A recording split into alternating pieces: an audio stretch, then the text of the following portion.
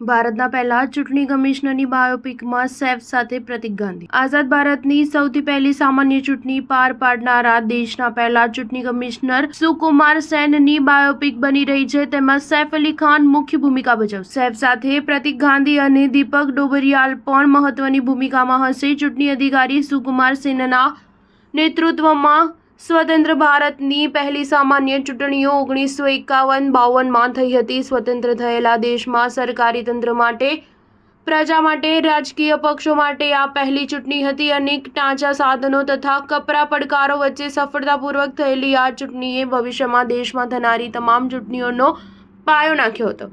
રઈસના સર્જક રાહુલ ધોળકિયા આ ફિલ્મનું દિગ્દર્શન કરવાના છે। હાલ આ ફિલ્મ પ્રી પ્રોડક્શનમાં છે અને શૂટિંગ આગામી એપ્રિલ-મે મહિનામાં શરૂ થવાની શક્યતા છે। ફિલ્મ સીધી OTT પર રિલીઝ થશે। સ્ટાર ન્યૂઝ 7 હંમેશા સચ્ચાઈની સાથે।